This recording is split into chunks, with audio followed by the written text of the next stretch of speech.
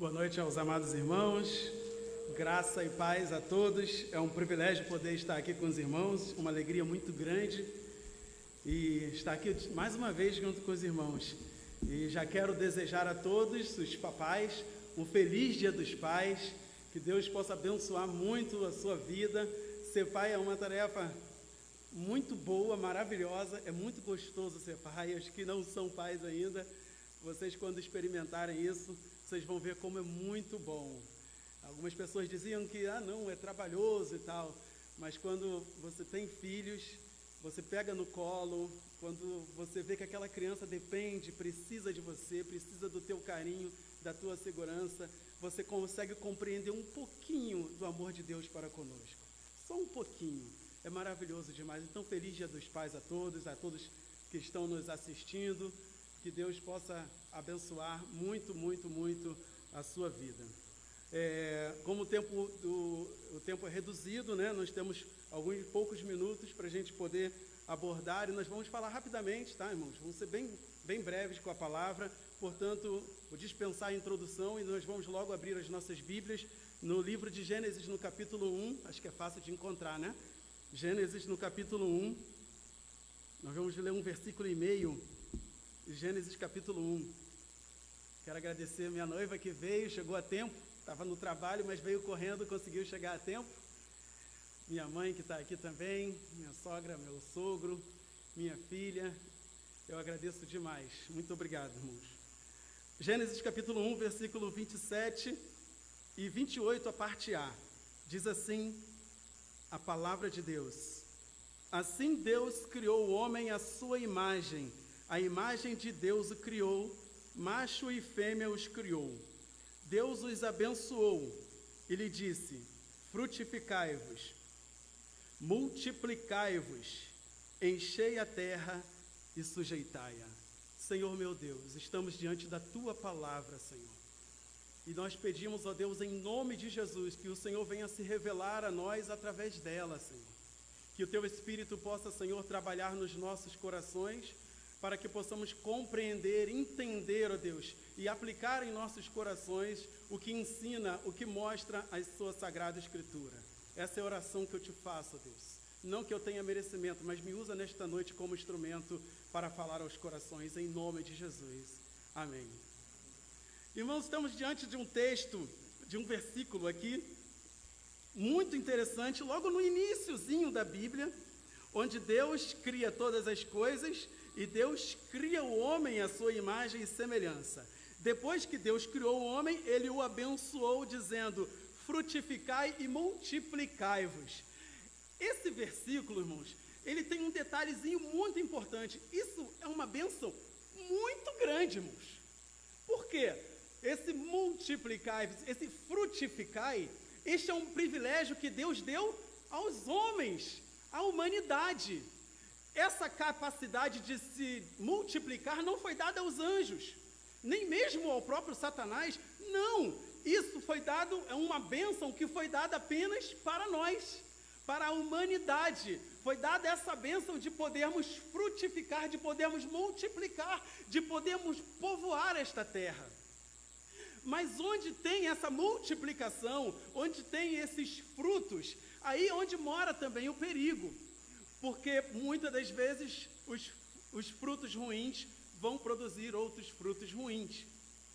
E foi o que aconteceu nas Escrituras. E nós vemos aqui em Gênesis capítulo 1, e os irmãos conhecem a história, sabem o que aconteceu. Caim e Abel, Caim se tornou rebelde, e por causa do pecado de Adão, né, o mal entrou no mundo e o mal se multiplicou. E aí o texto vem descrevendo algumas cenas do início da criação, e aí eu pulo lá para o capítulo 6 de Gênesis. Do capítulo que nós lemos, irmãos, lá da criação do homem, até o capítulo 6 de Gênesis, passam-se cerca de 1000 anos aproximadamente, de acordo com a genealogia bíblica. 1500 anos aproximadamente depois de Deus ter formado o homem, Deus olha para a terra, vê a terra que... 1500 anos, irmãos. a terra está muito povoada, tem muitas pessoas, muita gente na terra, até porque eles viviam naquela época 900, 800 anos, então havia muitos filhos, muitos netos, e a terra cresceu muito. E no capítulo 6, nós vemos aqui, 1500 anos aproximadamente depois, versículos 5 e 6, Deus olha para a terra e vê o seguinte: viu o Senhor que a maldade do homem se multiplicara sobre a terra, e que toda a imaginação dos pensamentos do seu coração era má continuamente.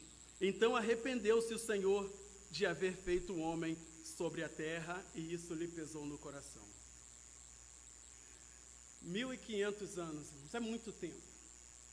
Não tem aqui registros bíblicos de que Deus ele se manifestou neste período, depois que ele amaldiçoou Caim pelo seu pecado.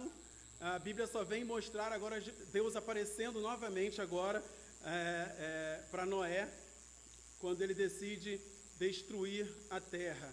E o texto diz que Deus se arrependeu.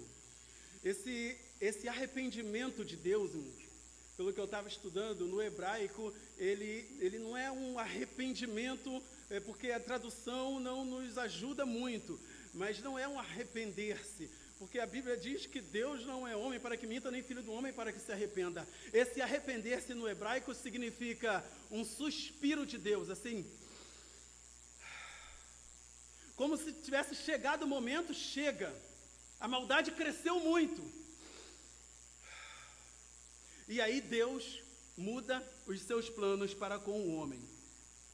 Deus encontra ele na terra um homem do qual ele achou graça diante dos seus olhos, que foi Noé. E os irmãos conhecem a história. Noé foi aquele que, com toda a sua família, né, sua esposa, os seus 3 filhos e as esposas dos 3 filhos, ou seja, 8 pessoas entraram na arca, toda a terra foi destruída e tudo zerou. Começou do nada, resetou. E aí nós vamos para... A gente não sabe quanto tempo se passou, mas você pula mais 3 capítulos aí e vamos para Gênesis capítulo 9. Quando Noé sai da arca com os seus filhos, o que Deus diz para Noé? Abençoou Deus a Noé, seus filhos, e lhe disse: frutificai-vos e multiplicai-vos e enchei a terra. Novamente, Deus está tentando de novo. Novamente. Olha a bênção que Deus deu para nós, de darmos frutos. Mas cabe aqui nós meditarmos em que tipo de frutos nós estamos produzindo. Os irmãos conhecem a história. Cã pecou, zombou do seu pai. Noé também se embriagou. E novamente a maldade começou a surgir na terra e a se multiplicar, se multiplicar, se multiplicar. E aí nós viajamos mais 3 capítulos à frente, Gênesis capítulo 12. Cerca de 326 anos aproximadamente, irmãos. Quando Gênesis é tudo muito aproximado, a gente trabalhando a genealogia, a gente chega a esse número aproximado. Chega aproximadamente 326 anos depois do dilúvio, Deus escolhe um homem. Deus muda a estratégia. Agora eu vou escolher um homem. E escolheu um homem chamado Abrão. Abrão vem de Aba. Aba significa meu pai. E vem Abrão. Abrão significa grande pai, ou pai excelso. E interessante, irmãos, porque aqui Deus cria um relacionamento com Abrão. Primeiro que Deus chama Abrão aos seus 75 anos e diz: ó, você será pai de muitas nações. E ele, se eu falar aqui para o irmão aqui de 75 anos, ó, você vai ser pai. O irmão já vai me olhar assim meio estranho, né? Eu imagino Abrão. Mas como você pai? 75, Sara era 10 anos mais nova, Sara tinha 65. E aí Deus chamou, ó, você vai ser pai de muitas nações. E Abrão, né, provavelmente ficou empolgado ali, esperando, saiu da sua terra, da sua parentela, foi cumprir com o propósito de Deus. E aí a Bíblia diz que aos 75 anos, ele não tinha filhos ainda. E aí nós viajamos um capítulo mais à frente, em Gênesis capítulo 13, olha Deus se relacionando com Abrão. Olha só como é que Deus está muito mais presente agora. Ele se relacionando com Abrão. Gênesis capítulo 13, no versículo 16, ele chama Abrão, farei com que a sua descendência seja como o pó da terra. Abrão, né? Mas algum tempo depois, a gente não sabe quanto tempo, Gênesis 15, versículo 5, Deus aparece de novo para Abrão e fala, a sua descendência será como as estrelas do céu. Mas Abrão já estava preocupado. E aí, eu já estou velho, já estou com uma certa idade, nada acontece. E aí, 10 anos depois da promessa, quando Abrão tinha agora 85 anos, e seu filho ainda não apareceu, aí Sara tem uma ideia. Abrão, faz o seguinte, deita-se, né, com a serva H e tal, os irmãos conhecem a história, e você vai ter filho. E o texto da Bíblia diz que aos 86 anos de idade, Abrão teve Ismael. Só que esses não eram o plano de Deus. A vontade de Deus era que ele tivesse filho com Sara, que era a sua esposa. E Abrão tinha vivido esse tempo todo, não teve filho porque Sara era estéril. Mas ele preferiu não acreditar que Deus poderia abrir a madre de Sara, e ouviu a voz, a orientação da sua mulher, e deitou-se com sua serva Agar, o qual teve filho. E o texto diz que Deus fala com Abrão, e que ele teria o filho de Sara, e Abrão já tinha 86 anos de idade. Mas 13 anos se passaram. Mas 13 anos se passaram. Quando Abrão tinha 99 anos, Deus chama Abrão, capítulo 15, 16. Capítulo 17. Com 99 anos de idade, e Sara com 89, Deus chama Abrão e diz que mudaria o seu nome. Ele deixaria de ser Abrão, um grande pai, para ser Abraão, pai de uma multidão. Eu não sei por que Deus esperou esse tempo todo para que Abraão pudesse ter seu filho Isaac. Mas o curioso é que quando você estuda a genealogia bíblica, um ano antes de Isaac nascer, foi o ano em que Noé faleceu. A Bíblia não diz, e não há registros bíblicos de que Noé tenha se encontrado com Abraão em algum momento. A Bíblia não registra isso. Mas por caráter de entendimento, só a nível de conhecimento, quando Abraão tinha 99 anos de idade, foi quando Noé veio a falecer. Seus filhos ainda permaneceram sem Cão e Jafé há alguns anos. Deus muda o nome de Abrão, e ele tem um filho. O filho dele chama-se Isaac. Daí por diante, Deus continua a cumprir o seu propósito. Deus chamou um homem e lhe deu o nome de pai. Pai de muitos. Pai de uma multidão. Irmãos, cabe a nós, principalmente aqui aos pais, qual é o tipo de fruto que nós estamos produzindo? Qual é a descendência que a gente está deixando? A gente vem falando que o mundo está indo de mal a pior, mas aqueles que vão viver no futuro, quando nós partimos, são os nossos filhos. Qual é o tipo de educação, de ensinamento que nós estamos dando a eles? Estamos sendo pais verdadeiramente? Será que Deus vai olhar para a nossa descendência? Ele vai se agradar daquilo que estamos deixando quando partirmos daqui? Existem muitos filhos hoje que dominam todas as coisas dentro de casa, liga a televisão, você não pode mudar de canal porque a criança está assistindo desenho. Ela domina as coisas, domina o celular, domina as coisas dentro de casa. O pai e a mãe não se impõem mais, não se abrem mão da educação dos filhos. Eu me lembro do meu pai, que um olhar do meu pai equivalia a uma surra, a uma chinelada da minha mãe. O olhar do meu pai era um olhar que Dava vontade de chorar, pela maneira como ele era. Meu pai foi nordestino, forte e muito rígido. Ele teve um passado difícil, uma criação difícil, mas ele lutou todos os dias para que eu não passasse por aquilo que ele passou. E eu tento fazer o mesmo pelas minhas filhas, lutar para que elas tenham uma vida melhor do que a minha. Irmãos, há 26 anos atrás, dia 21 de abril de 1900, eu cantava num conjunto chamado Conjunto Lírio dos Vales, com alguns irmãos da Igreja Batista Centenário. Nós fomos convidados para cantar na Igreja Batista em Pedras de Guaratiba.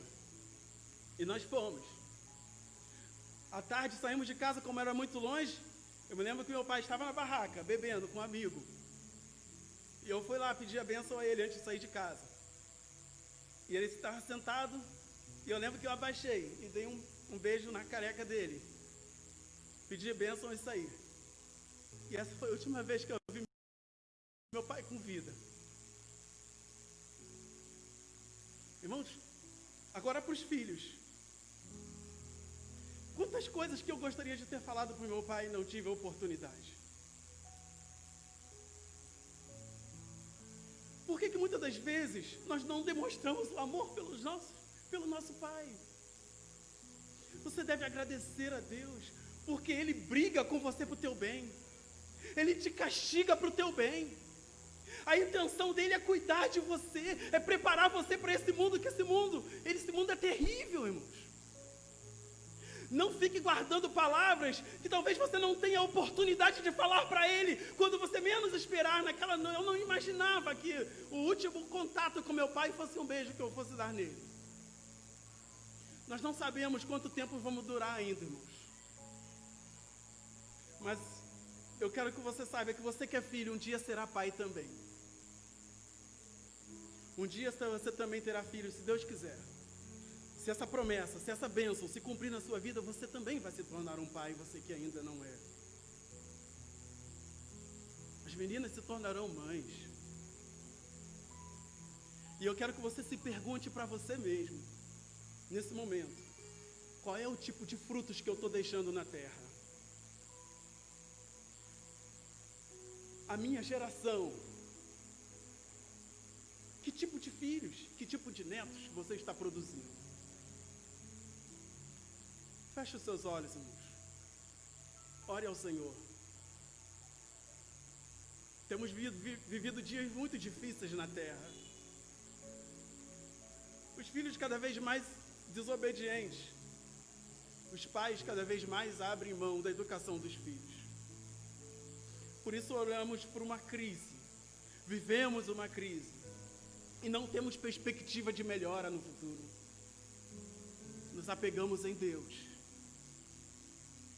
Para que nós, os filhos, pedimos a Deus para que os nossos filhos sejam bons frutos. Pedimos a Deus para que os nossos filhos façam diferença. Irmãos, eu me envergonho quando eu olho para os discípulos. Os discípulos não procuraram riqueza. Eles não conquistaram nada nessa terra. Em momento algum eles buscaram alguma alegria terrena. Eles não buscaram um bom emprego, dinheiro, não buscaram nada dessas coisas. Eles passaram o resto das suas vidas pregando o Evangelho, ensinando de Cristo para as pessoas. Eles morreram, foram martirizados. Mas eles não deixaram de pregar. Eles poderiam absorver a palavra, vou guardar só para mim. Não, eles não conseguiram. Eles tinham que pregar, eles tinham que anunciar o Evangelho. Irmãos, em nome de Jesus, que os nossos filhos sejam nossos discípulos, que eles sejam nossos alunos, e que nós sejamos o exemplo para eles. Eu me lembro agora de John Patton, um dos heróis da fé. John Patton dizia que durante 77 ou 67 anos de vida do pai dele, não teve um dia sequer que ele não viu o pai dele de joelhos orando. E ele tinha um cantinho na casa, e aquele cantinho ele orava todas as noites. E ele chorava na sua oração. John Patton diz que quando ele era criança e fazia alguma malcriação, antes do seu pai o castigar, primeiro ele corria para orar, para que pedir a Deus que perdoasse o filho dele, e ele chorava aos pés do Senhor. Irmãos, é esse tipo de pai que nós precisamos. Chore pelos seus filhos. Filhos, amem e ouçam a instrução dos seus pais. Eu queria deixar essa palavra, essa breve palavra no coração dos irmãos. E que a gente aproveite as Sagradas Escrituras. Como é gostoso passear pelas Escrituras, desvendar essas coisas maravilhosas que Deus deixa para nós. Que essa palavra possa ficar guardada nos nossos corações. E que possamos virar para o nosso Pai e dizer: Pai, eu te amo. Sem vergonha, sem medo. Da mesma maneira, os pais aos seus filhos: Filho, eu te amo. E eu estou te cobrando. E eu estou brigando com você porque eu quero o teu bem. Que essa palavra fique nos nossos corações. Vamos nos colocar de pé, irmãos. Vamos orar. E eu passo a palavra para o pastor. Senhor, meu Deus, eterno Pai que está no céu, muito obrigado pela tua palavra, Deus. Muito obrigado pelos ensinamentos, Senhor, que a tua palavra nos traz. Como é gostoso, Senhor, explorar as Escrituras, buscar o entendimento, compreender, Senhor, os teus planos para nós. Senhor Deus, em nome de Jesus, nós pedimos, ó Pai, que a tua graça, as tuas misericórdias, o teu favor venha sobre nós, ó Deus. Senhor, estamos vivendo nesta época, estamos todos, ó Deus, aqui em 2020, porque todos estamos vivos, porque existe plano teu para nós, ó Deus, e nós queremos deixar o melhor antes de partir desta terra, Senhor. Queremos que nossos filhos sejam obedientes, queremos que nossos filhos sejam até melhores do que nós. Queremos, ó Deus, que eles sejam um exemplo para a humanidade, ó Pai. Senhor, abençoa cada pai, ó Deus. Senhor, abençoa cada filho.